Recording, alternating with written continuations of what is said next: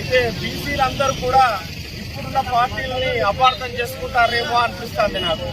ఒకటేమో విలమోళ్ల పార్టీ, ఒకటేమో రెడ్డోళ్ల పార్టీ, ఇంకొకటి ఇంకోని పార్టీ. వాళ్ళ పార్టీల మనం ఎందుకు అడగాలి సీట్లు? వాడోవాడు మనకి ఇవ్వడానికి.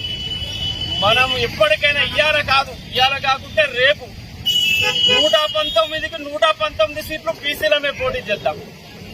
వాడు ఆ శాతం ఇయ్యలే, ఈ శాతం ఇయ్యలే అంటే బీసీలకు అర్థమైతుంది ఎవడు బీసీలను వాడుకుంటాడు, ఎవడు ఎట్లా చేస్తాడు, బీసీలను ఏ విధంగా ట్రీట్ చేస్తాడు, బీసీలను కూలీలలాగా చేస్తాడా, బీసీలను ఇంటికే పరిమితం చేస్తాడా అన్నది ఇప్పుడు టికెట్లు పంచడంలో అర్థమైతుంది. కానీ అది 100% అది బీసీల పార్టీలు కావు కాబట్టి వాడు బీసీలకు టికెట్ ఇయ్యాడు. ఇయ్యనప్పుడు వాని మీద మనం ఎందుకు ఏడ్చుడు? ఖచ్చితంగా ఇయ్యాల కాకుంటే రేపు సంఘటితం అవుతాం. బీసీల జనగామ అంటేనే బహుజన యుద్ధానికి నాంది పలికిన గడ్డ. ఒక దొడ్డి కొమరయ్య కావచ్చు, సాగల ఐలమ్మ కావచ్చు, నల్ల నరసింహులు కావచ్చు, షేక్ పద్దయ్య కావచ్చు, ఎంతో మంది గొప్ప గొప్ప బీసీ నాయకులు జనగామ నుండి ఎన్నో పోరాటాలు చేశారు. ఈ జనగామ గడ్డ నుండే నాంది పలుకుతాం ఖచ్చితంగా బీసీ ఉద్యమానికి, బీసీ రాజ్యాధికారానికి. రాబోయే రోజుల్లో గ్రామాన బీసీల రాజ్యం కోసం కమిటీలు వేస్తాం, బీసీలను సంఘటితం చేస్తాం.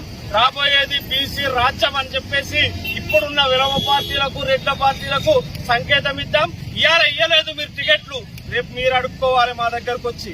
ఖచ్చితంగా విలమలు, రెడ్లు మీరొచ్చి బీసీలను అడుక్కోవాలి. మాకు 1 సీటు ఇవ్వండి, నాకు 2 సీట్లు ఇవ్వండి అని. ఆ రోజు వస్తుంది, బీసీలు చైతన్యం అవుతారు. జాగ్రత్త. రాబోయే రోజుల్లో మీరు ఇంకా ఈ పార్టీలు కనుక ఇదే మీ బిహేవియర్ ఉంటే బీసీలే మిమ్మల్ని తరిమి కొట్టి బీసీ రాజ్యం ఏర్పాటు చేస్తారని తెలియజేసుకుంటూ బీసీల ఐక్యత.